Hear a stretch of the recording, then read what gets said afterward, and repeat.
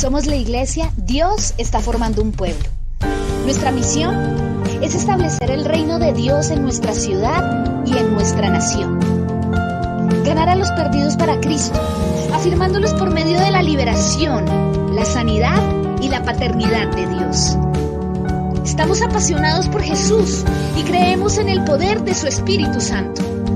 Llevaremos transformación a toda Colombia por medio de la sangre de Cristo, del conocimiento de su palabra y de su gloria.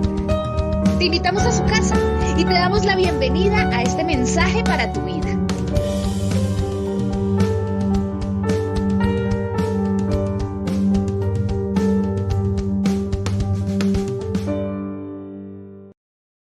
La Biblia es el único libro en el que el autor está presente cuando lo lee.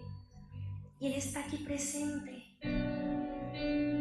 Y qué privilegio estar delante de Él, ¿verdad? Qué privilegio es tener la oportunidad de estar delante de Él aprendiendo. Porque se lo digo, no soy yo, es Él el que nos va a enseñar. Él va a abrir nuestro entendimiento, pero quiero que usted disponga su corazón, porque lo que Él va a hacer hoy, creo que no se lo alcanza a imaginar. Podrás decir, pero yo soy nuevo, pero lo que hoy va a pasar, se lo anticipo, y es que si usted ha estado alejado, Dios mismo, el Espíritu Santo, lo va a hacer volver. Lo va a hacer volver a su presencia.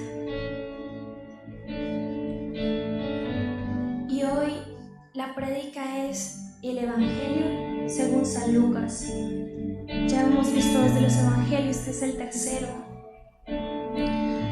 Y quiero contarle, Lucas es el primer volumen de 2 tonos. ¿Cómo así? Sí, porque el autor Lucas escribió también Hechos de los Apóstoles. Entonces, bueno, ahí donde usted está, tome asiento. Casi los dejo de pie toda la prédica. Así como, ya me puedo sentar. Bueno, ya que tomó asiento, le voy a pedir directamente vaya al libro de Lucas. Antes le voy a dar un breve resumen, una breve introducción de quién fue Lucas. Voy a empezar primero diciendo que Lucas es la primera parte de una obra de 2 volúmenes. Lucas y Hechos. ¿Y por qué? Porque las 2 introducciones tienen un componente en común, y era a quién iba dirigido. Y más que una enseñanza hoy, porque Dios nos va a enseñar, quiero que se ponga en el lugar de cada personaje que vamos a hablar, en especial de Teófilo, ¿no? Quiero que explicarle algo. A quien fue dirigido fue a Teófilo, y quiero explicarle que Lucas no era judío. Su lugar de nacimiento fue Antioquía, de Siria. Es decir, él era un gentil, ¿no? Él no era merecedor de recibir, digo merecedor entre comillas, ¿no? De recibir esa enseñanza. Y así como Lucas, Teófilo también era un gentil, pero un gentil con conocimiento del Evangelio, un conocimiento de la palabra, y con pasión y amor por aprender más, llenarse más, dispuesto a recibir. Y hoy quiero decirle que usted y yo somos gentiles. Nosotros, originariamente aquí, yo creo que ninguno nació en Israel, ¿o sí? No, ¿verdad? Ni menos en esa época. Entonces, por eso le digo, hoy quiero que tome el lugar de un gentil, porque ha sido lo que somos, pero Dios nos tomó por hijos, nos adoptó. El libro de Lucas se compone de 24 capítulos donde relata la vida de Jesús desde su nacimiento hasta su ascensión. ¿Cómo así? Ascensión, ascender a la eternidad. Cuando Jesús muere, resucita a los 3 días y asciende a la eternidad, luego de enseñarle a los apóstoles, ¿no? Y es la ascensión es la introducción al libro de los Hechos. Por eso dice que es una obra de 2 volúmenes, porque no terminó en Lucas, sino que continuó. Y es el único evangelio que menciona la ascensión, pero es por la introducción que da al libro de los Hechos de los Apóstoles. Y quiero contarle antes de iniciar, entrar en materia, que Lucas fue un acompañante de viaje y colaborador del apóstol Pablo, ¿no? Y él era un médico. Pero quiero que lo entienda, es porque él, o sea, vivir con Pablo, usted se imagina qué es lo que es vivir con Pablo, porque a pesar de que Pablo no vivió con Jesús, Pablo no estuvo, no caminó con Jesús. Él tuvo un encuentro con Dios y él lo conoció, pero fue tal su certeza que él se apartó completamente. Es un apóstol de ejemplo, ¿no? Pero Lucas, y aquí termino esta parte, Lucas tuvo algo, y es que él era alguien que pertenecía al círculo paulino, círculo de Pablo. Vaya segunda de Timoteo, capítulo 4, versículo 11, le voy a pedir el favor en las pantallas para no demorarnos tanto. ¿Me pueden ayudar, por favor? Ya. Segunda de Timoteo, capítulo 4, versículo 11. Solo Lucas está conmigo. Ahí estaba hablando el apóstol Pablo. Toma a Marcos, el escritor del Evangelio de Marcos, y tráelo contigo, porque me es útil para el ministerio. Es decir, él estuvo en todo momento, él lo acompañó cuando estuvo en la cárcel. Lo segundo es que fue conocido como el médico amado. Ya ese era otro nivel de intimidad, otro nivel de relación. Está en Colosenses capítulo 4, versículo 14. Solo se los voy a mostrar. Solo aparece mencionado en la Biblia 3 veces. ¿Me ayudas en las pantallas, por favor?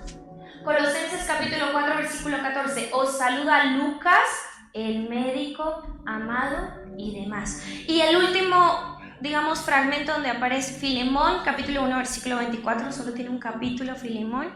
Colaborador de Pablo. Marcos, Aristarco, Demás y Lucas, mis colaboradores. Entonces, ¿cómo escribe Lucas el libro, el Evangelio, si ni siquiera caminó con Jesús, ¿no? Pues déjeme decirle que cómo fue que él empezó a consultar tradiciones judías con testigos oculares, por así decirlo. Es decir, él viajaba con Pablo y le preguntaba, entrevistaba, hay registros que dicen que él entrevistó a María, pero no hay como tal una certeza.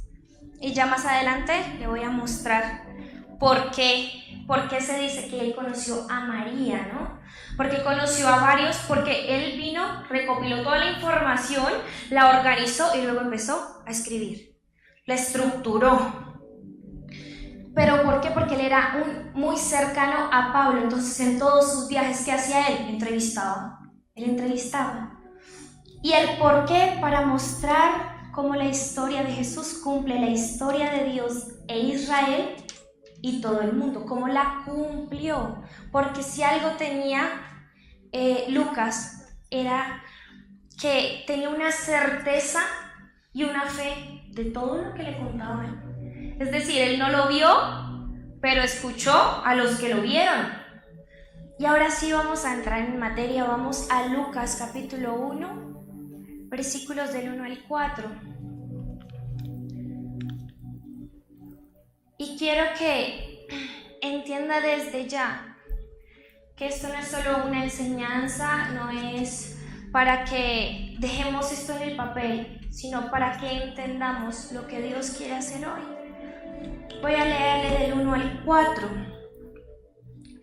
Lucas capítulo 1, versículo 1. Puesto que ya muchos han tratado de poner en orden la historia de las cosas entre nosotros, han sido ciertísimas. Esa palabra ciertísimas, ¿no? La fe de Lucas. Versículo 2, tal como nos lo enseñaron los que desde el principio lo vieron con sus ojos y fueron ministros de la palabra. Versículo 3, me ha parecido también a mí, después de haber investigado con diligencia todas las cosas desde su origen, escribírtelas por orden, oh excelentísimo Teófilo. Pero ahí quiero que ponga su nombre. Oh excelentísima Sandra, oh excelentísima Cris, oh excelentísima Valentina, Laura, ¿sí? Porque cuando tú lo tomas así, empiezas a vivir un poco, empiezas a vivir la Biblia y empiezas a entender más allá de cuál era el objetivo de Lucas, y era llegar a los gentiles, porque él era un gentil. Y vamos a ir, ¿cómo se estructura el Evangelio de Lucas? La primera parte, la introducción, capítulo 1 y 2. Está el nacimiento de Juan y Jesús. Se lo voy a decir a grandes rasgos y luego lo voy a entrar a puntualizar. Del capítulo 3 a la mitad del capítulo 9, la primera mitad del capítulo 9, Jesús y su misión en Galilea. Número 3, capítulo del 9, la segunda mitad del 9 al 19, la primera mitad, donde es el camino a Jerusalén. Y el capítulo 19, de la mitad del 19 al 24, la semana final de Jesús en Jerusalén. Vamos a entrar a la primera, que es la introducción. ¿Cuál era el objetivo antes? ¿Cuál era el objetivo de Lucas? Era dar a conocer a los gentiles la verdad de todas las cosas que se dicen de Jesús, en las cuales ya muchos de ellos habían sido instruidos, pero necesitaban ser afirmados.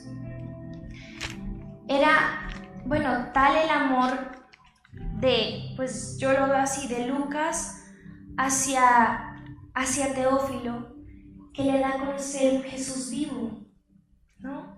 Empieza a describirlo, empieza a tomar cada parte, a investigar. O sea, yo no creo que alguien investigue porque sí, ¿no? Porque tiene un objetivo, y el objetivo de él era mostrar a Cristo, era mostrar a Jesús, pero mostrar su amor hacia usted, hacia mí, porque hoy sigue vigente todo lo que él dice, todo lo que él cuenta, ¿no? Y vamos a entrar en la introducción, capítulos 1 y 2, la introducción. ¿Cómo empieza Lucas? Hace algo curioso, y es que cuenta las historias paralelas de los nacimientos de Juan el Bautista y de Jesús. Entonces empieza a hacer como la referencia, ¿cuál es la asignación de Juan el Bautista? Y era abrirle camino a Jesús. Él anuncia el nacimiento de Juan. Pero ¿por qué lo hace? Yo le decía, Señor, ¿por qué Lucas empieza desde Juan? Porque él no empieza con Jesús, él empieza con el nacimiento de Juan. Uno antecede al otro. Y pasa algo curioso en la historia cuando yo empiezo a leer, y es que él le hace una promesa. Zacarías es un sacerdote, Zacarías el padre de Lucas, ¿no? Entonces mire lo que dice del versículo 5 en adelante. Y hubo en los días de Herodes, ahí donde está, acompáñenme por favor. Capítulo 1, versículo 5. Hubo en los días de Herodes, rey de Judea, un sacerdote llamado Zacarías, de la clase de Abías. Su mujer era la hija de Aarón, y se llamaba Elizabeth. Ambos eran justos delante de Dios y andaban irreprensibles en todos los mandamientos y ordenanzas del Señor. Pero no tenían hijo, porque Elizabeth era estéril y ambos eran ya de edad avanzada. Aconteció que ejerciendo Zacarías el sacerdocio delante de Dios según el orden de su clase, conforme a las costumbres del sacerdocio, le tocó en suerte ofrecer el incienso entrando al santuario del Señor. Y aquí es donde recibe la instrucción. Bueno, toda la multitud del pueblo estaba fuera orando a la hora del incienso. El único que podía entrar era el sacerdote, es decir, Zacarías. Y cuando entra, y se le apareció un ángel del Señor puesto en pie a la derecha del altar del incienso. Y se turbó Zacarías al verle y le sobrecogió temor. Y el versículo 13, pero el ángel le dijo: Zacarías, no temas, porque tu oración ha sido oída, y tu mujer Elizabeth te dará a luz un hijo, y llamarás a su nombre Juan. Pero en ese momento, ¿qué hace Zacarías? Zacarías entra la duda en Zacarías, y creo que ha sido el problema en los evangelios que hemos visto, ¿verdad? Estos tres, los dos anteriores, siempre está la duda, siempre está la duda. ¿Y qué hace Dios? Lo enmudece. Y empieza, bueno, como a recibir realmente la asignación. Él no le cree, pero se tiene que cumplir sí o sí. Se tiene que cumplir el mandato, se tiene que cumplir que Juan venga, porque él es el que le va a preparar el camino a Jesús, ¿no? Entonces empieza, ¿qué hace? Dios lo enmudece, porque dice, o se cumple, porque él iba a empezar a dudar. Y a veces nuestra palabra mata nuestra fe.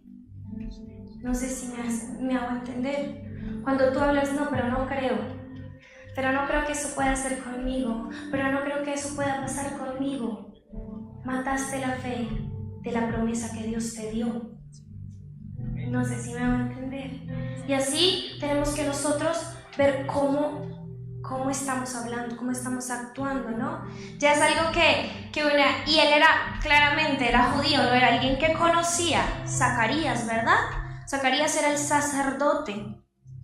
En el mismo capítulo 1, del versículo 26 al 6, el versículo 26 dice, el sexto mes, el ángel proclama la llegada de Jesús. Es decir, Elizabeth Dios le concibe un hijo a Elizabeth, aunque ella era estéril. Recuerda que ella era estéril. Lo concibe en su vientre. Él se empieza a formar. 6 meses después, ¿qué hace? Da el anuncio de la llegada de Jesús, del Mesías.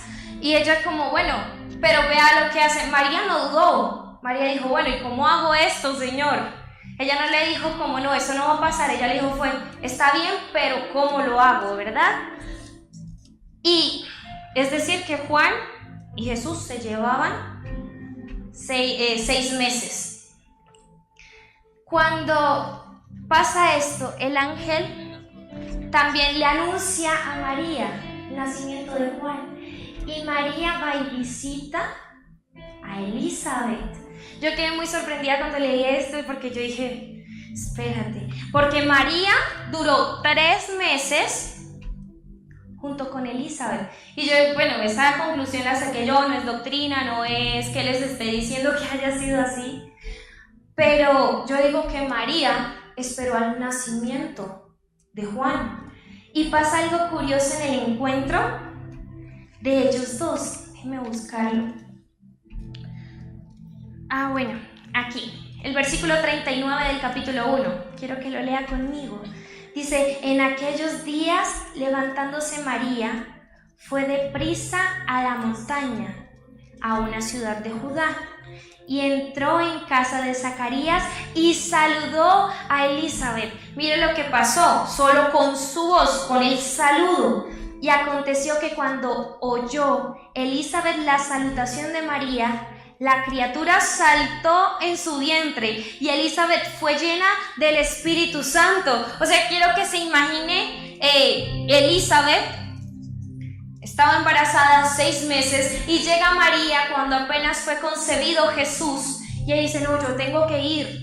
Y cuando llega, es decir, el encuentro de Juan y de Jesús incluso fue antes de cuando inicia su ministerio, de cuando es bautizado por el mismo Juan, ¿sí? Entonces llega y dice, la criatura empezó a moverse, ¿pero por qué? Porque fuera llena del Espíritu y sabía que él iba a ser antecesor y le iba a abrir camino a Jesús, al Mesías, pero él había llegado a su casa. O sea, quiero que se imagine el encuentro de ellos dos, ¿no? Yo creo que eso fue una locura, ¿no? Porque llegar y el niño empieza, y yo creo que las dos, mejor dicho, cayeron, o bueno, ella, y pensar como estar llena del Espíritu Santo. Y ahí mismo mire lo que hace Elizabeth, versículo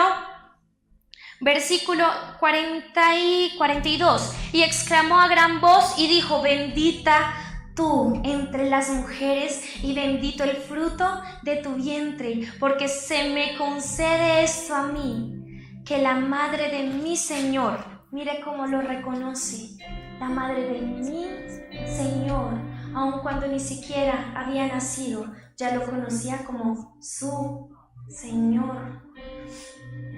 Como la madre de mi Señor, venga a mí, porque tan pronto como llegó la voz de tu salutación a mis oídos, la criatura saltó de alegría en mi vientre, y bienaventurada la que creyó, porque se cumplirá lo que le fue dicho de parte del Señor. Entonces ahí María dijo, y aquí es a donde iba, cuando le decía que lo más probable es que Lucas, conoció a María. Él empieza a describir con detalle lo que ella dice, lo que ella siente, lo que ella habla. Y mira lo que dice: engrandece mi alma al Señor, y mi espíritu se regocija en Dios mi Salvador, porque has mirado la bajeza de tu sierva, pues he aquí, desde ahora me dirán bienaventurada. ¿Qué es bienaventurada? Dichosamente feliz. Todas las generaciones, porque me ha hecho grandes cosas el poderoso. Santo es su nombre, y su misericordia es de generación en generación a los que le temen. Hizo proezas con su brazo, esparció a los soberbios en el pensamiento de sus corazones, quitó de los tronos a los poderosos y exaltó a los humildes.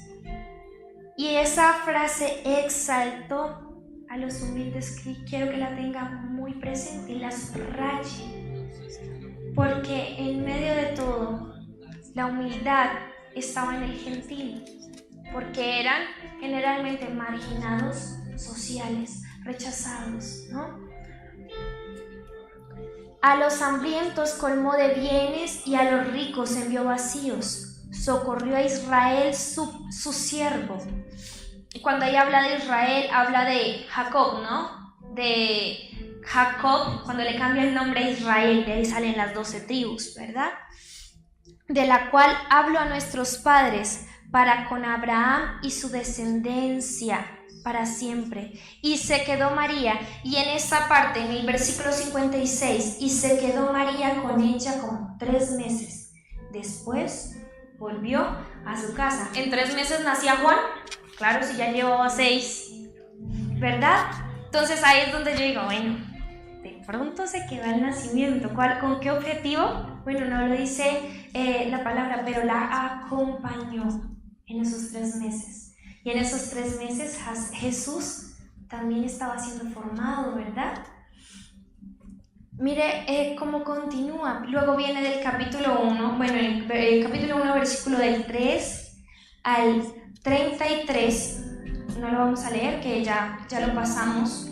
realmente, está la asignación de Jesús. Entonces, primero viene la asignación de Juan, luego viene la proclamación de la llegada y luego viene la asignación de Jesús. Zacarías y Elizabeth eran una pareja sacerdotal y María y José, es decir, María y José, la madre y padre de Jesús. Zacarías y Elizabeth, padre y madre de Juan. ¿Para qué? Para el cumplimiento de la historia de Israel. Por eso Juan empieza, porque los gentiles no tenían el conocimiento. Él tenía que detalladamente contar las costumbres judías, las costumbres de ellos. ¿Por qué? Porque no lo conocían. Tenían que abrir sus ojos, tenían que abrirles los ojos. Y esto es el cumplimiento de la promesa de Dios. Donde se ve el cumplimiento, ¿no?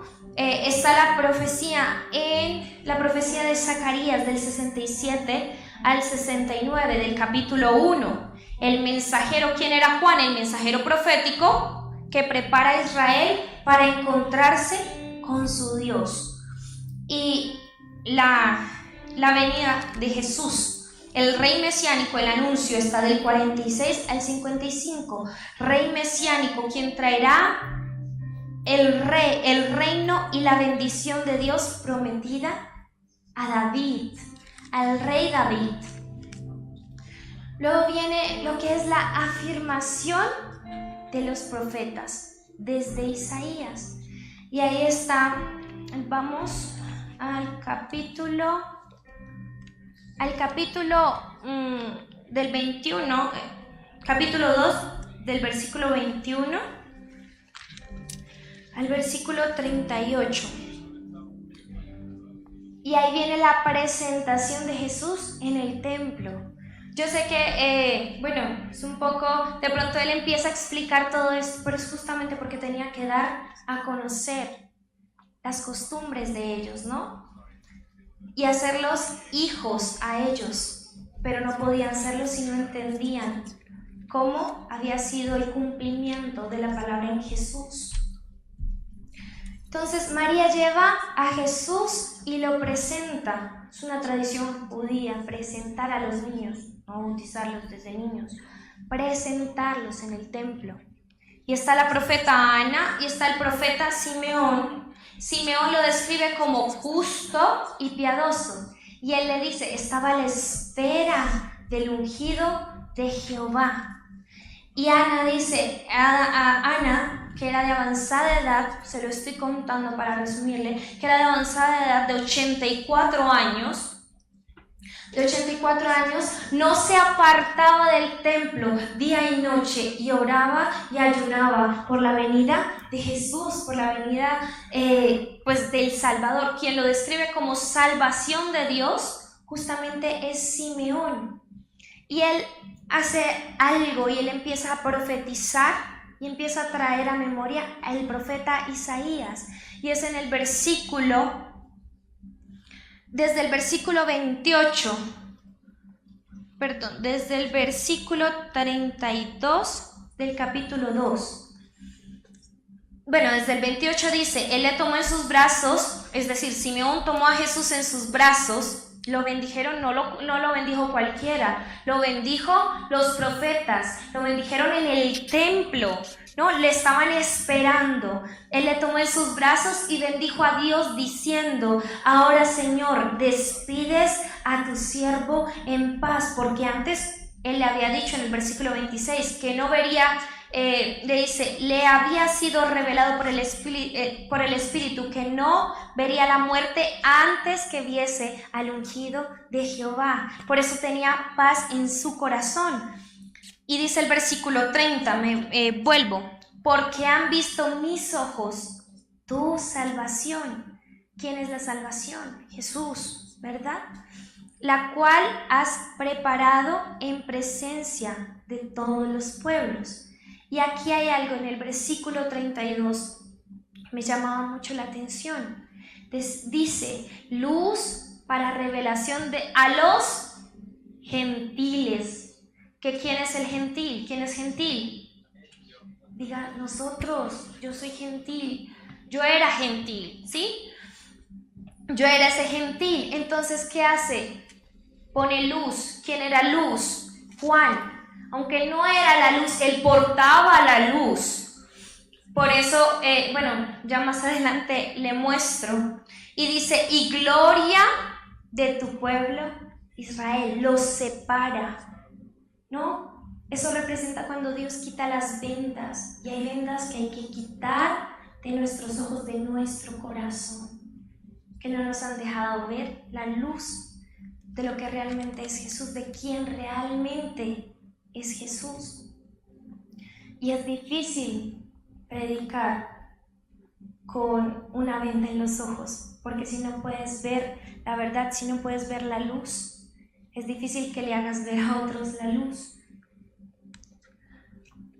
Y aquí viene luego del capítulo 3, la segunda parte, ¿no? Capítulo 3 al capítulo 9, Jesús y su misión. Y antes de pasar, mire dónde está, mire cómo lo divide, por así decirlo, cómo se secciona. Y es que antes de eso, Lucas, ¿qué hace? En los primeros 2 capítulos lo presenta en su niñez, presenta su nacimiento, y luego como niño, el niño Jesús en el templo, que es cuando ellos van a las fiestas en Jerusalén por la Pascua, y Jesús de 12 años se le queda en el templo a María, ¿no? Duró 3 días perdido. Usted se imagina, yo quiero que se imagine, mejor dicho, a su mamá preocupada. Y yo se lo voy a traer con un ejemplo. Dani, ¿me ayudas? Sí. Pero quiero que... ¡Ay! Está Andresito. Imagínense a Jesús predicando. Andresito, ven. Ay, sí. Es que Daniela tiene el papel de mamá casado, mejor dicho. Y quiero que se imagine y usted empiece a predicar. Levántese ahí. Mire hacia allá. Eso. Mire hacia allá. Empieza a predicar. El reino de Dios. El reino de Dios llena este lugar. Usted predique, fluya. Todo el mundo. Amén. Amén. Imagínese, pero yo quiero que se imagine a María, madre actual, ¿no? Porque yo no, pues claro, yo creo que ella era más calmadita, pero yo quiero que, mejor dicho, Daniela, desfógate, mejor dicho, dala toda. ¿Se está preparando? ¿Por qué nos has hecho esto? Tu papá y yo estábamos angustiados.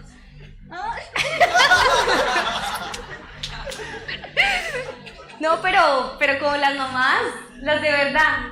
¿Usted dónde estaba metido? ¿Usted dónde? No. Quiero que me ayuden.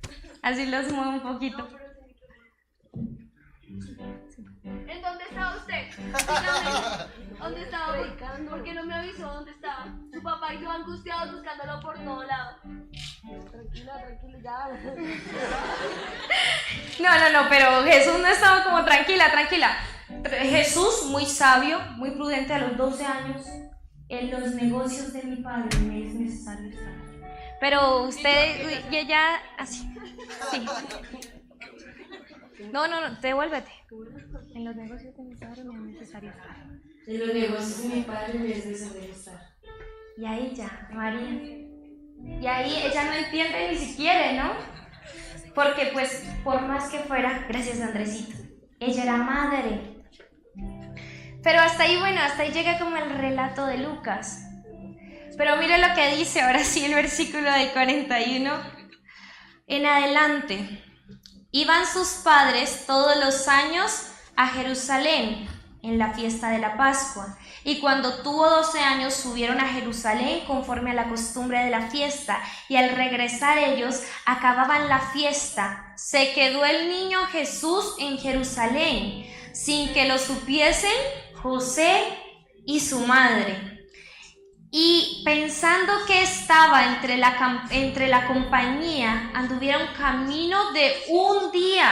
O sea, él no estuvo perdido, mejor dicho, allí a la vuelta de la esquina, no estaba jugando Xbox, no estaba metido en la casa del amigo, no, él estaba en la sinagoga predicando.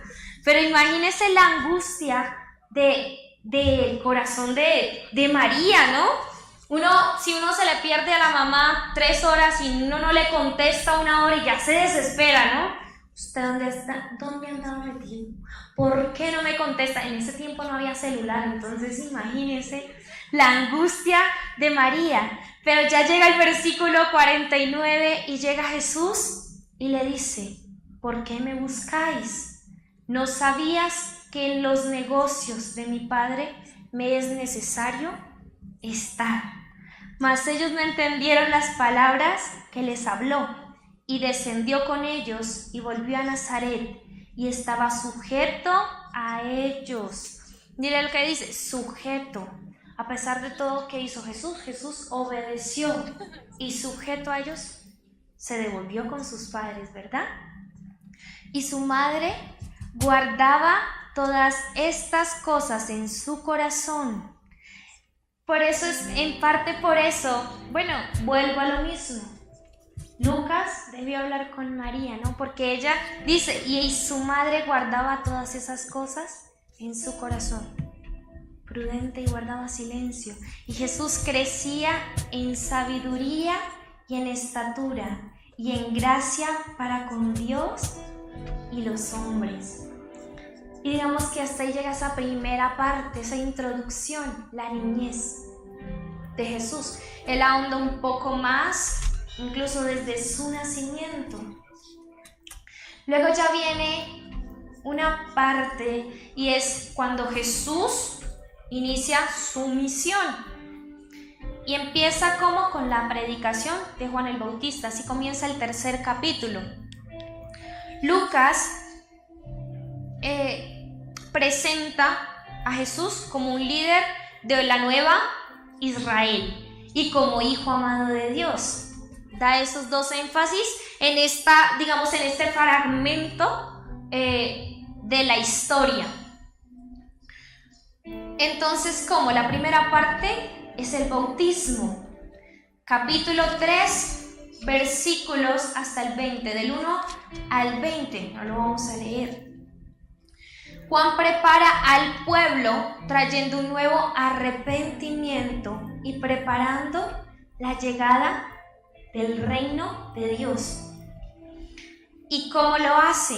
A mí me pareció muy curioso cuando estaba leyendo, y el versículo 2 dice algo.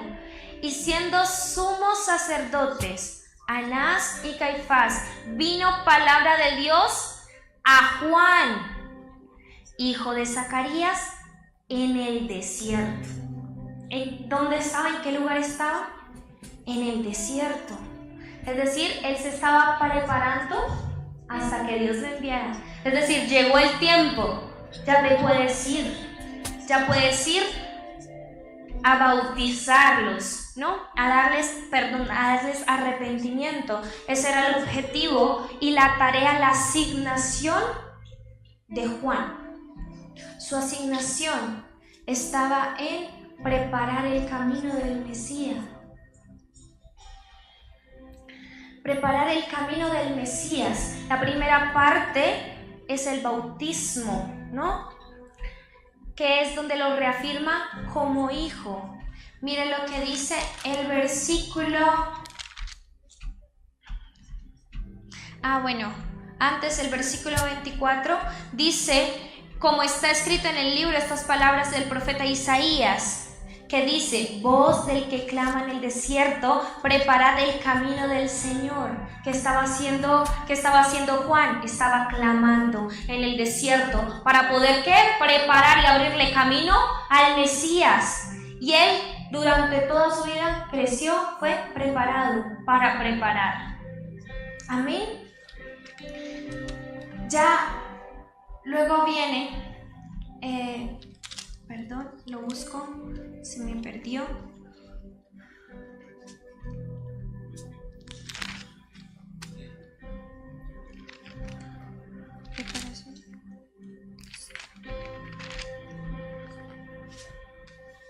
El bautismo de Jesús está en el versículo 21 y el versículo 22. Aconteció que cuando todo el pueblo se bautizaba, también Jesús fue bautizado. Y orando, el cielo se abrió y descendió el Espíritu Santo sobre él en forma corporal como paloma. Y vino una voz del cielo que decía: tú eres mi Hijo amado, en ti tengo complacencia. La primera parte que dice, lo presenta como el Hijo amado. Luego de ser hijo, de bautizarlo y declararlo como hijo, porque ya era hijo, pero era declararlo y establecerlo como hijo ante los hombres y ante Satanás, ¿no? Él primero hizo todo para después decirnos: hagan ustedes también. Luego de eso entra en el capítulo 4 la tentación. Un hijo puede ser tentado y puede salir bien librado. ¿Por qué? Porque no lo dice el hombre, sino lo dice Dios. Amén. Porque Él lo hizo, porque Jesús, siendo hombre, salió de la tentación. Es decir, si se puede, ¿verdad? Luego viene la segunda parte. Lo primero es que lo presenta como hijo, lo hace hijo. Y diga: yo soy hijo. ¿Y si usted es hijo, puede salir bien librado de la tentación? Claro que sí. Si lo hizo Jesús, ¿por qué no lo vamos a hacer nosotros? Luego viene y describe la genealogía. Y en la genealogía lo describe como rey, es decir, como un líder de la nueva Israel. Pero ¿por qué el rey? Se va a dar cuenta que él no solo hace,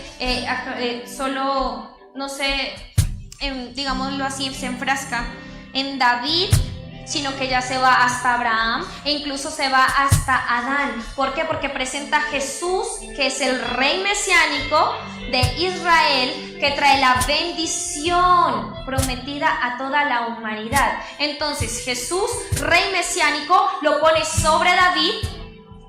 Luego dice que Israel, que trae la bendición prometida. ¿A quién le dio la promesa? Abraham, ¿verdad? Y luego dice: a toda la humanidad.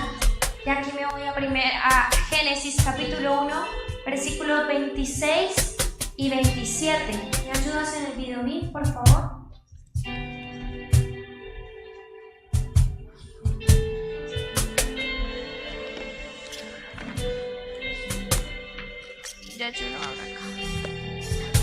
Dice: entonces dijo Dios: hagamos al hombre a nuestra imagen, conforme a nuestra semejanza, y señoree en los peces del mar, y en las aves de los cielos, y en las bestias, y en toda la tierra, y en todo animal que se arrastra sobre la tierra. Y creó Dios al hombre a su imagen, y a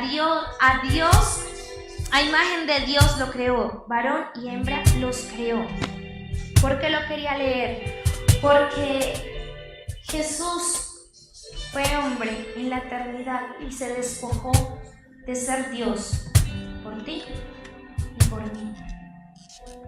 Y aquí es donde después entra la tentación, ¿no? Pero si Jesús fue bien librado, tú y yo también podemos salir bien librados. Amén. Entonces mire lo que hace. Lo pone sobre David, lo pone sobre Abraham y lo pone sobre Adán. Lo presenta como el rey mesiánico. Y aquí es donde inicia la misión de Jesús.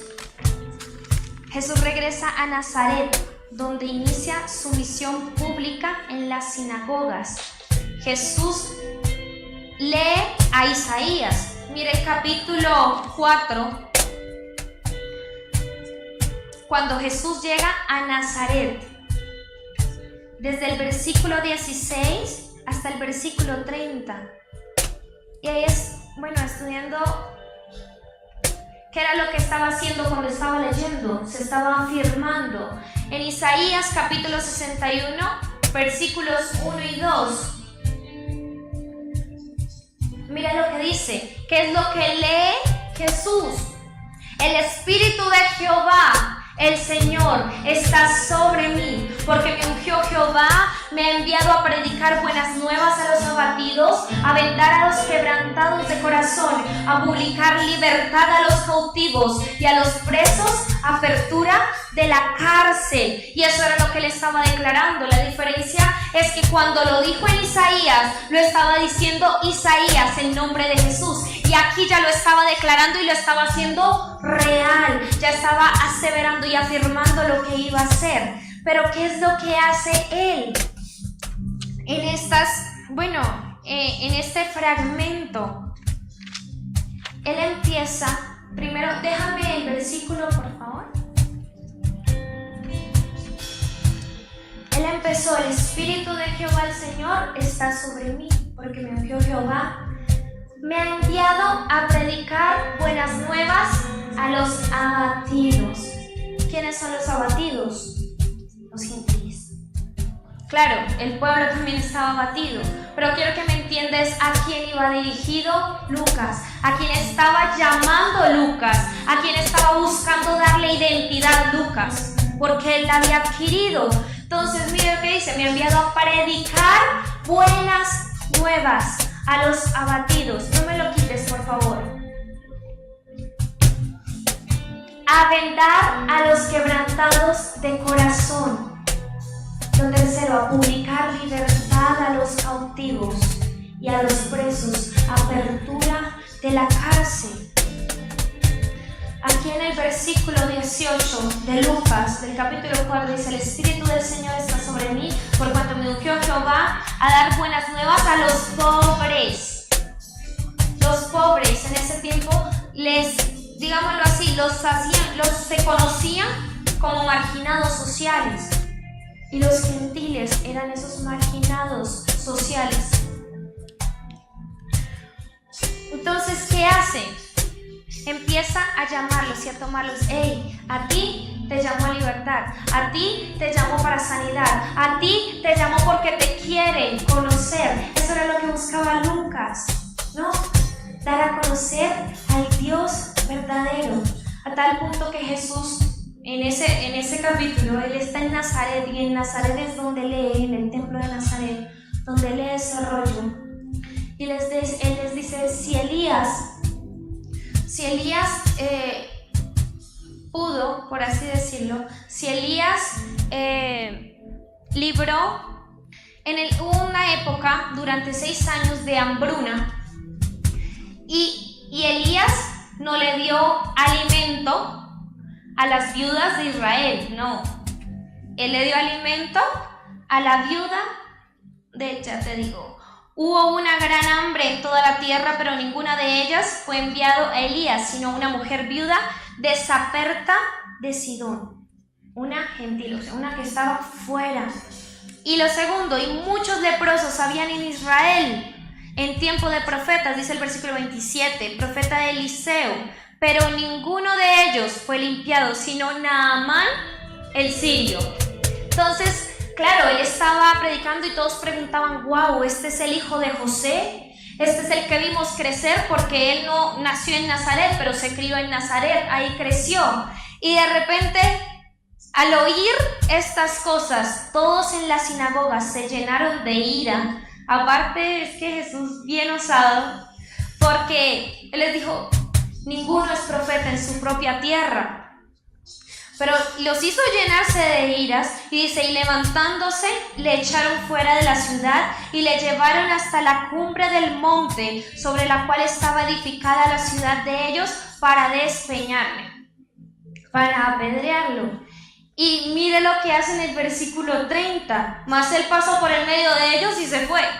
O sea, él ni atención les prestó de lo que estaban haciendo, porque él lo que estaba proclamando era que iba a aceptar a todo aquel que fuera rechazado, a todo aquel que fuera desechado.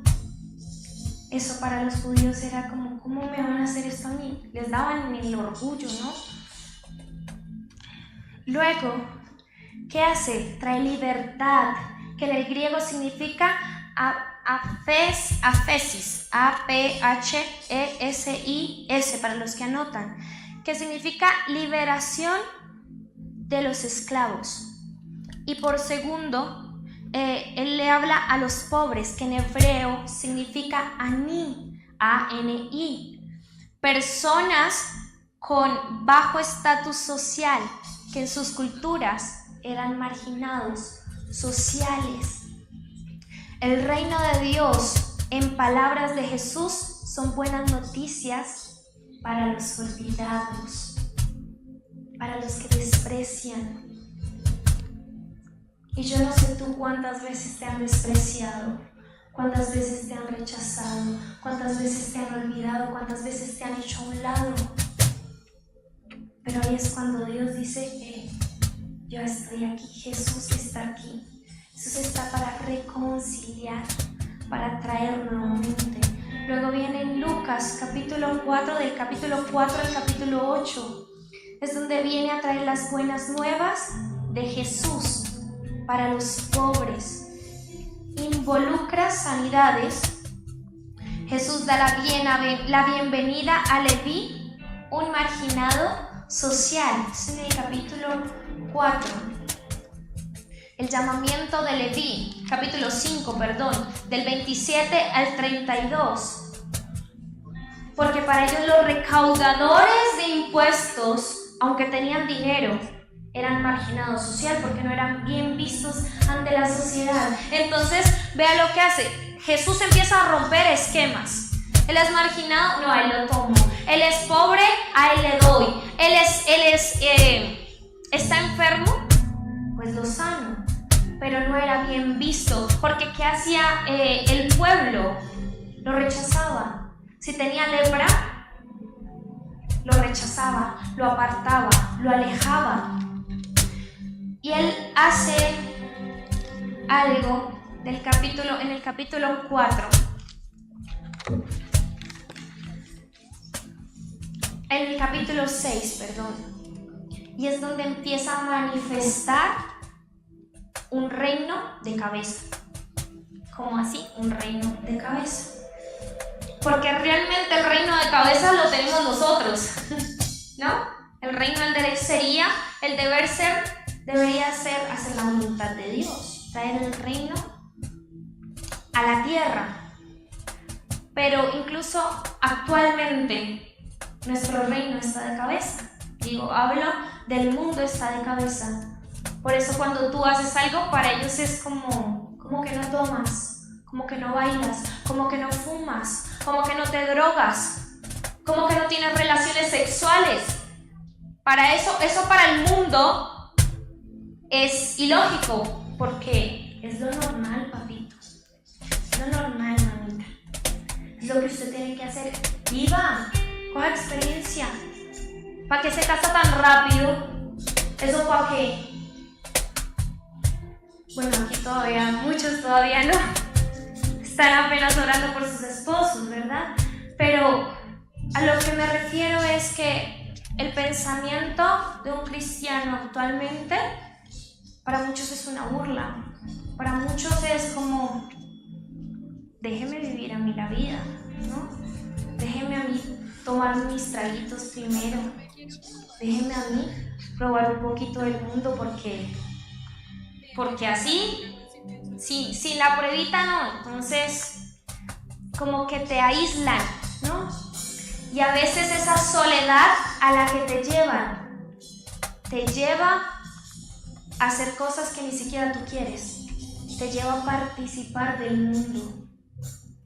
Entonces, ¿qué hace Jesús en el capítulo 6? Empieza a dar los lineamientos de conducta.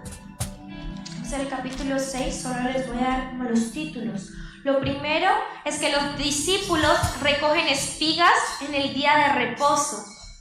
A mí me parecía muy curioso porque ¿qué es lo que Jesús está haciendo ahí? Formando un nuevo pueblo. ¿Cómo? Cambiando la mentalidad, rompiendo esquemas, rompiendo el legalismo y rompiendo la religiosidad.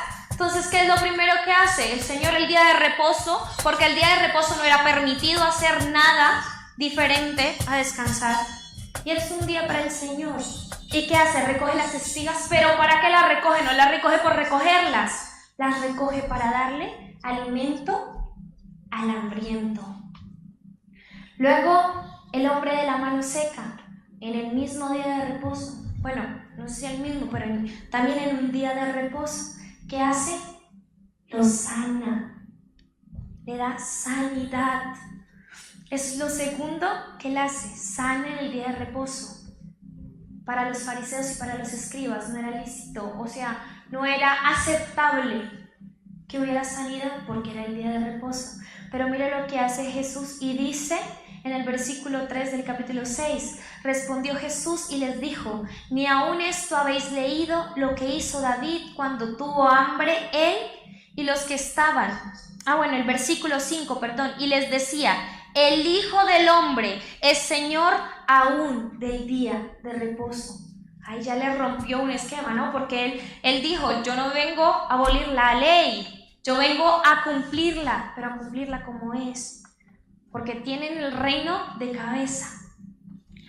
Luego, ¿qué hace? La elección de los 12 apóstoles, ¿no? ¿Qué representaban los 12 apóstoles? Asimismo representaban las 12 tribus de Israel. Respecto al legado de Moisés, ¿qué hizo, no? Hizo lo mismo, estableció 12, así como 12, porque eran 12 pueblos, representaban 12 pueblos, como las 12 tribus. Es decir, nunca cambió los lineamientos, los siguió, pero lo hizo bien. Luego viene la muestra de Jesús y su reino de cabeza y da el sermón del llano. Aquí habla de las bienaventuranzas, da unas bienaventuranzas en el capítulo 6, versículo 21 al 22. 21 y 22. Bienaventurados los que ahora tenéis hambre porque seréis saciados. Bienaventurados los que ahora lloráis porque reiréis. Bienaventurados seréis cuando los hombres os aborrezcan y cuando os aparten de sí y os vituperen y desechen vuestro nombre como malo por causa del Hijo del Hombre. Y ahí seguía Lucas hablándole a los gentiles.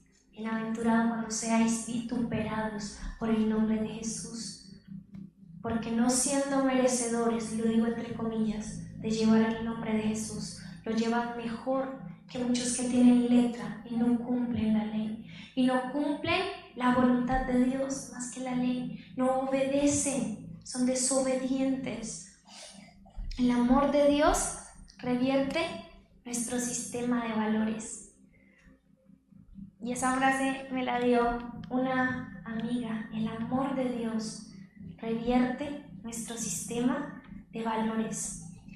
Está aquí para formar un pueblo. Jesús estaba para formar un pueblo de Dios alternativo que responda a la generosidad radical con una cultura de servicio, el liderazgo de servicio al pobre, personas que vivan haciendo la paz y perdonando, que rechazan profundamente la hipocresía religiosa. Aquí me voy a detener un poco porque quiero que analice, digamos este fragmento, esta frase. Está aquí para formar un pueblo. ¿Cómo se llama nuestra iglesia? Dios está formando un pueblo, ¿verdad? Alternativos que responden a la generosidad, al perdón. Y aquí quiero detenerme un poco y hacer énfasis en algo, ¿no? Y es que muchos de nosotros tal vez nos hemos sentido rechazados, tal vez no han sido generosos con nosotros, tal vez no nos han perdonado o tal vez no hemos perdonado. Y resulta que el reino de Dios, el reino de Jesús, el que viene a establecer, a enseñar cuál es la base y cuál es el fundamento, el amor, y no por ti. No por ti mismo o solo por Dios, sino por todos. Y él ahí habla empieza a hablar, empieza a desmenuzar también el juzgar a otros, el mirar la viga de tu ojo antes de mirar la paja que está en el ojo de tu hermano. Y probablemente fallamos, probablemente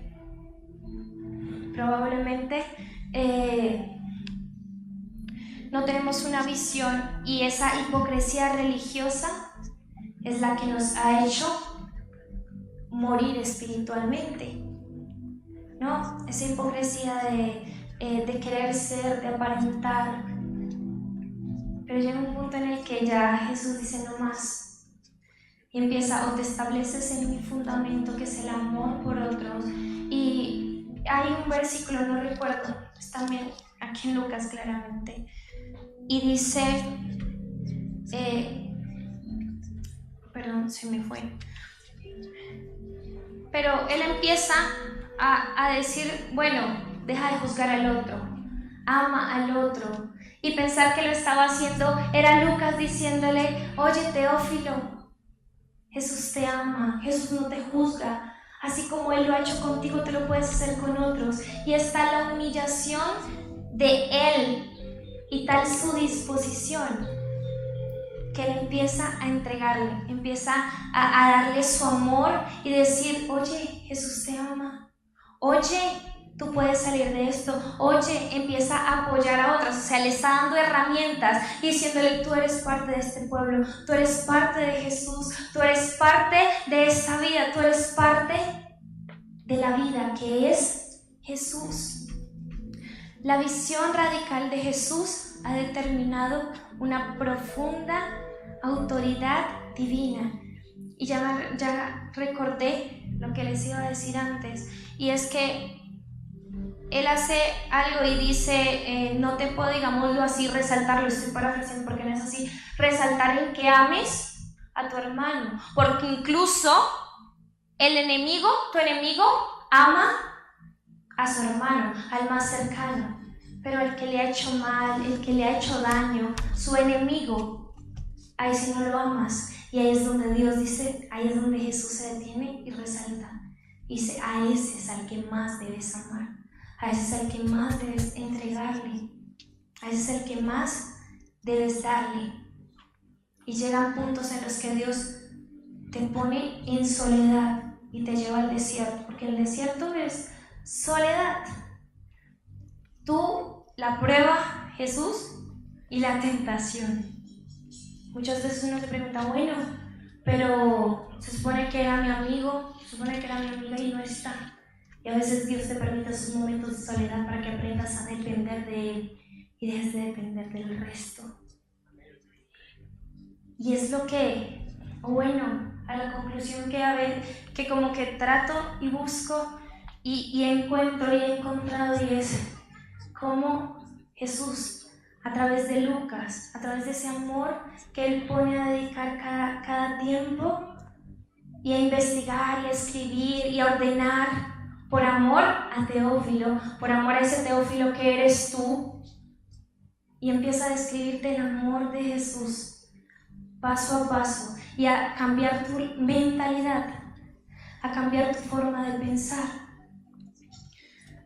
Para lo que Jesús genera resistencia a los líderes religiosos, ocasionando controversia con supuestas deshonras a las traiciones, acusando a blasfemos cuando ellos son blasfemos, ¿no? Lo que lleva a una nueva revelación a sus discípulos. Capítulo 9, vamos al capítulo 9 rápidamente.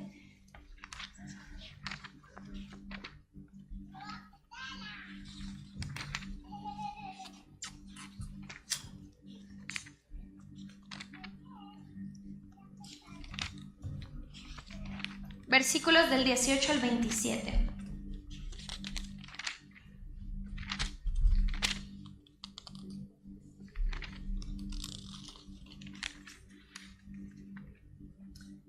Amén.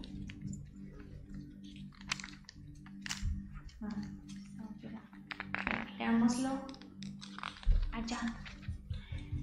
Y aconteció que mientras Jesús oraba aparte, estaba con él los discípulos y les preguntó diciendo: ¿quién dice la gente que soy?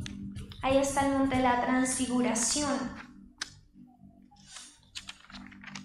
Y empieza: ¿quién dice la gente que soy?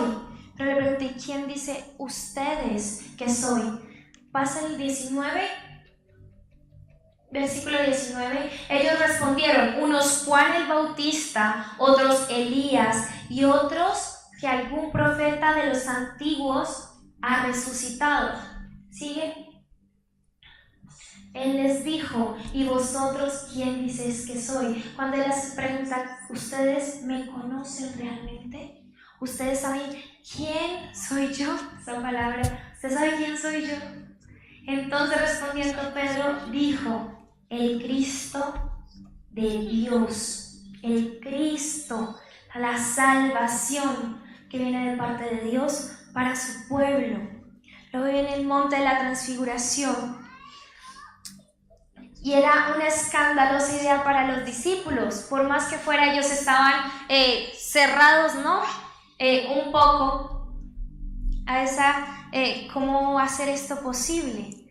Y hace algo, y es que aparece Moisés y Elías, a quien ya tenía, con ellos tenía ya un diseño, y era que en la montaña, envueltos en una nube de la presencia de Dios. Continúa por favor el 21. Pero él les mandó a que nadie dijesen esto, encargándoselo y rigurosamente, versículo 22, y diciendo, es necesario que el Hijo de Hombre padezca muchas cosas y sean desechados por los ancianos, por los principales sacerdotes y los escribas, y que sea muerto y resucite al tercer día. 23. Y decía a todos, si alguno quiere venir en pos de mí, niéguese a sí mismo, tome su cruz cada día y sígame. Día a día morían a ellos, día a día tenían que morir, y día a día nosotros tenemos que morir a nosotros mismos. Claro, hay errores, hay inconvenientes, sí, pero ahí es cuando nosotros decimos, pues yo muero a esto, y sigo, y avanzo contigo. Y bueno, y aquí en el monte de la transfiguración empieza a darle unos lineamientos, pero también hay algo, y es que estaban Moisés y Elías, y ellos también recibieron sus lineamientos. ¿Dónde? En la montaña, en el monte. Los dos que se encontraron con Dios en una montaña fueron Elías y Moisés. En ese momento le estaban apoyando a él. Y aquí se cumple el Éxodo, lo que representa a Jesús como un nuevo Moisés que va a guiar el pueblo de Israel a la libertad del pecado y maldad de todas las formas, como así, espiritual, personal y socialmente. Él viene a cambiar todo, viene a cambiar la forma de relacionarse con el Padre, la forma de ser personalmente y la forma de relacionarte con tu prójimo. Eso era lo que él venía a hacer, a cumplir el Éxodo, a cumplir la ley. Luego viene la tercera parte, que es de la segunda parte de la mitad del 9 a la segunda mitad del capítulo 19. Los valores sociales estaban al revés, pero los que Jesús cumplía estaban al revés para el mundo. Jesús guía a su pueblo, a Israel y a Jerusalén, Nazaret. Esta parte consiste principalmente en enseñar las enseñanzas y parábolas de Jesús, dadas en el camino a varias personas con las que se encontraban.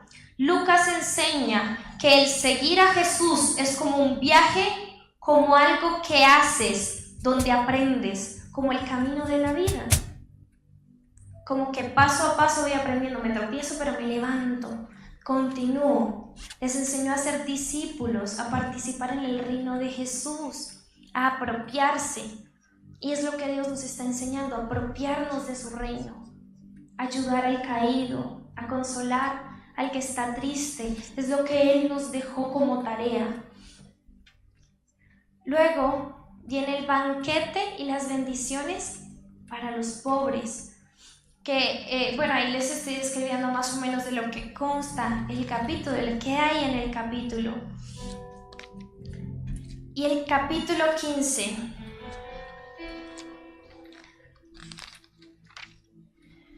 donde habla de el hijo pródigo.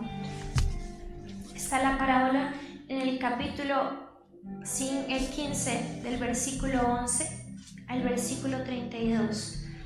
Voy a avanzar, voy a terminar antes y ya vuelvo a ese capítulo y les voy a explicar algo. Luego viene del capítulo 20 y 21 la destrucción de Jerusalén y el templo.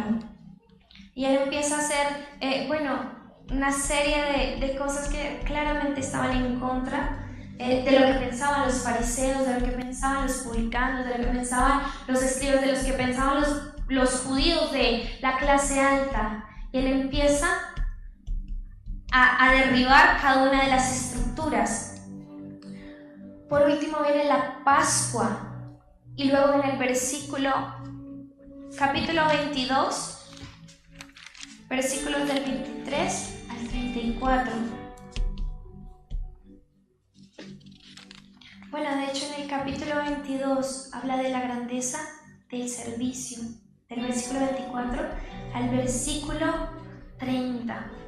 La grandeza del servicio, la grandeza de lo que es servir, de lo que es darse a sí mismo, porque eso es servir, darse a sí mismo.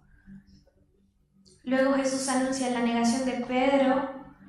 Luego Jesús ora en el Getsemaní. El capítulo 23, el versículo 24, ya habla del perdón.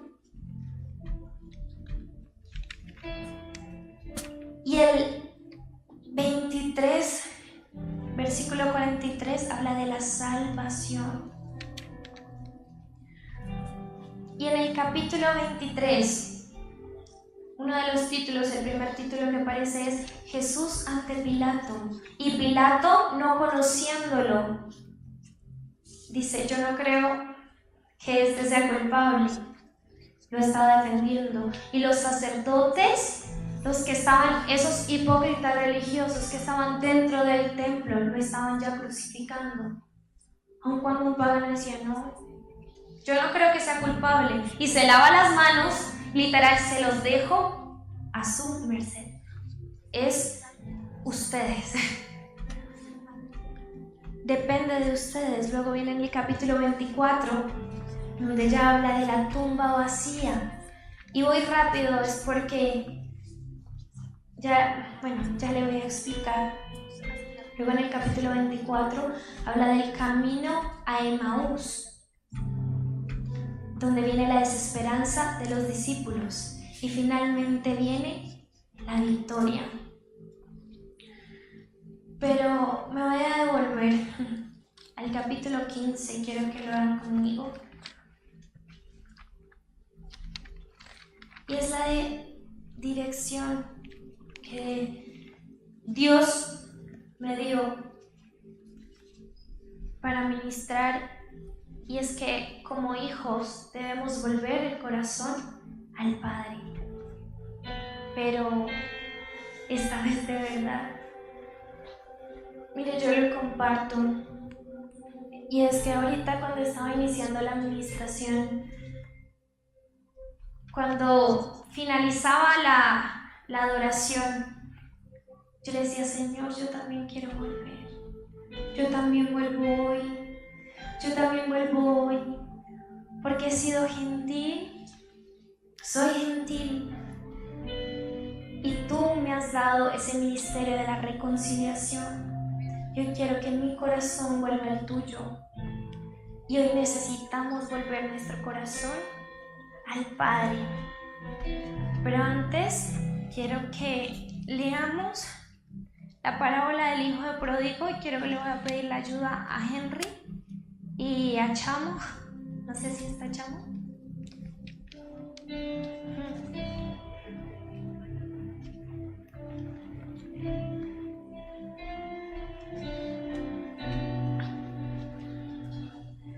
Y le voy a leer la parábola. Pónganse sobre sus pies. Ustedes dos. No, esperen un momento. Tal vez sea difícil interpretarlo, soy así, mejor dicho. Pero quiero que entiendan qué es lo que hace ¿Qué es lo que hacía Jesús? ¿Cómo tomaba a una persona de la calle? ¿Cómo te tomó a ti mismo? Y aún tú estando en inmundicia y no reconociéndole como Padre, te llama y te dice: oye, tú eres mi hijo, oye, ¿quieres hacer parte de mí? Oye, ¿quieres volver a mí? Porque algún día ya estuviste con Él. Dice el versículo 11, también dijo un hombre, tenía 2 hijos, y el menor de ellos dijo a su padre: Padre, dame la parte de los bienes que me corresponde, y les repartió los bienes. No muchos días después, juntándolos, todo el hijo menor se fue lejos a una provincia apartada y allí desperdició sus bienes viviendo perdidamente. Y cuando todo lo hubo malgastado, vino una gran hambre a aquella provincia y comenzó a faltarle. Y fue y se arrimó a uno de los ciudadanos de aquella tierra, el cual le envió a su hacienda para que apacentasen cerdos, y deseaba llenar su vientre de las algarrobas que comían los cerdos, pero nadie le daba. Y volviendo en sí, dijo: ¿cuántos jornaleros en casa de mi padre tienen abundancia de pan, y yo aquí perezco de hambre? Me levantaré e iré a mi padre y le diré: Padre, he pecado contra el cielo y contra ti. Ya no soy digno de ser llamado tu hijo. Hazme como uno de tus jornaleros. Y levantándose, vino a su padre. Y cuando aún estaba lejos, lo vio su padre y fue movido a misericordia. Y corrió y se echó sobre su cuello y le besó. Y el hijo le dijo: Padre, he pecado contra el cielo y contra ti, y ya no soy digno de ser llamado tu hijo. Y saben, muchos están así: yo ya no soy digno, yo estoy en culpa, yo soy culpable. Yo sé que ya Dios me perdonó. Pero todavía hay tanta culpa en su corazón que no han podido volver a entrar a la habitación de papá, que no han podido volver al corazón del Padre, que no han podido volver a escuchar la voz de Dios. Y aunque a ti te duela, te lo digo, a Dios le duele más.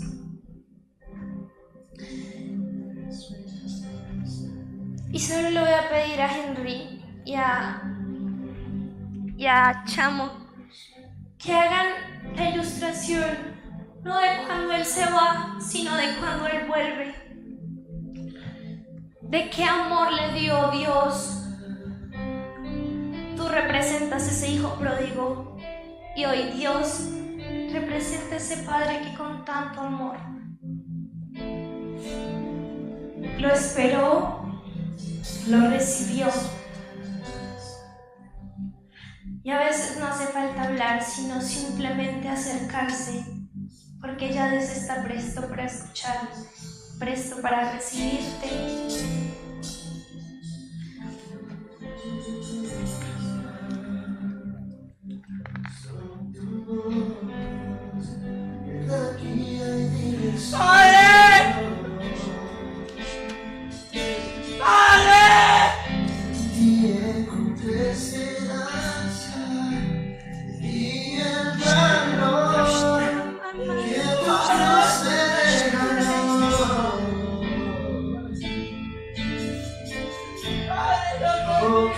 Y ahí donde tú estás, quiero que te pongas sobre tus pies. Ven aquí.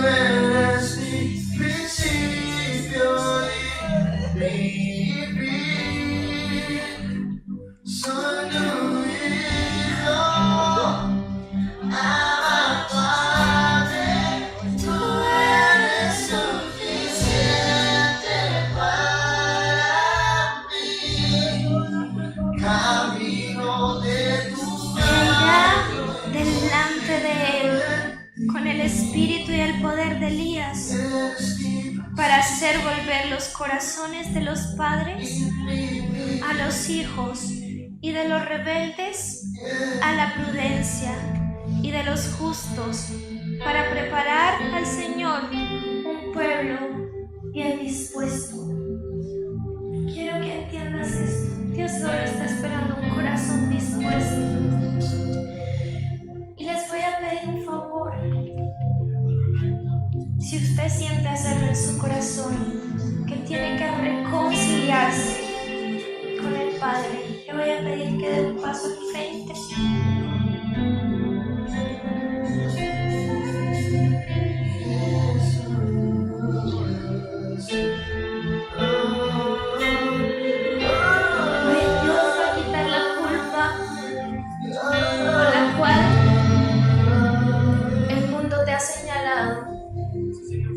Por la cual tú mismo te sigues señalando, por la cual dices no soy digno de recibir a Dios, no soy digno de volver a su habitación, porque por mucho tiempo has estado intentando volver y no has podido,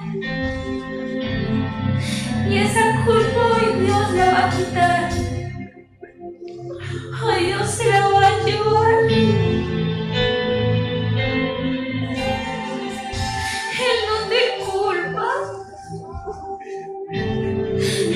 Te está señalando, te está esperando. Haz lo que tengas que hacer. Haz lo que tengas que hacer. Tu corazón ha estado preso, tu corazón ha estado amargo, no has querido volver. Pero porque has sentido que te señalan, que aún te señalan, que aún no eres digno. Y yo hoy pongo y declaro el espíritu de Elías. Se vuelve el corazón del Padre, el corazón de su Hijo.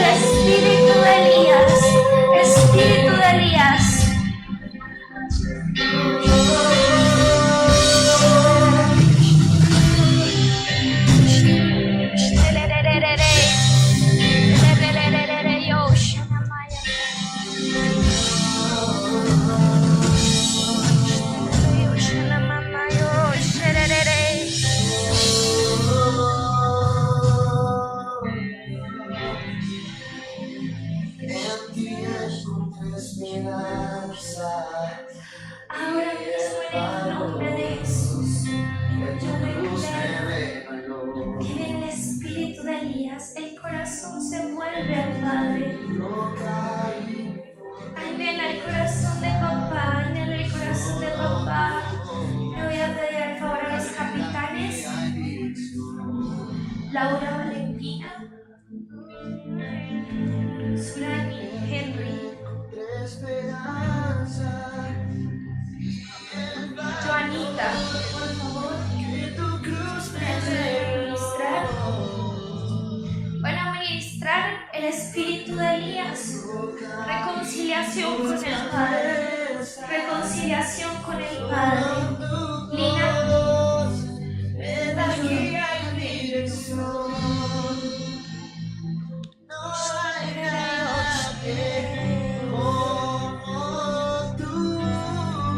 hoy quito toda culpa en el nombre de Jesús. Yo declaro que lo que ha querido ser, lo que te ha querido destruir, hoy lo echamos bajo nuestros pies, porque hoy tu corazón y tu relación revive.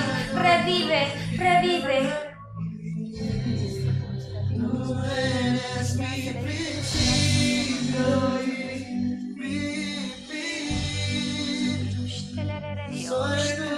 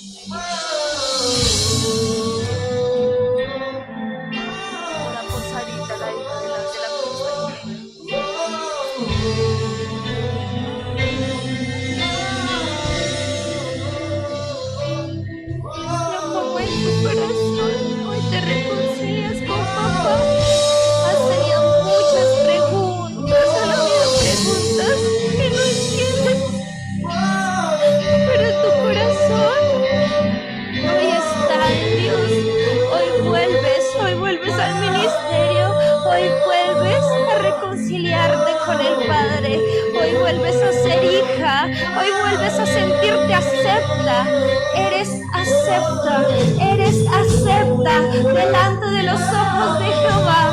Tú eres acepta. Tu corazón se vuelve a tu papá. Tu corazón vas a ver al Padre, porque Él te espera con brazos abiertos. Hoy sano tu corazón, sano el corazón, se quiebra y se rompe la coraza que ha estado cubriéndolo. Ahora mismo corazón de carne, pongo corazón de carne en ti, en el nombre de Jesús. Sientes la presencia de Jehová, siente todo tu cuerpo es recorrido por la presencia de Jehová. Ángeles ministrando, yo pongo el amor del Padre. Hoy ministro paternidad, identidad, en el nombre de Jesús. Tu identidad es la identidad del cielo. Tú has sido llamada y has sido sellada por la sangre del Cordero, y no te apartarás por cuanto te has sellado con pacto eterno, con verdad, en el nombre de Jesús. Tu corazón vuelve al Padre. Tal vez has tenido preguntas, Dios empieza a contestarlas. No estás sola. El desierto fue necesario para que aprendieras a depender de Él. A tu corta edad has tenido que sufrir, pero todo ha sido necesario por tu ministerio. Ahora mismo ministro, Espíritu de Elías, vuelve el corazón del Padre, vuelve tu corazón al corazón del Padre. Amor, ministro el amor, ministro la paternidad. Él es tu fuente,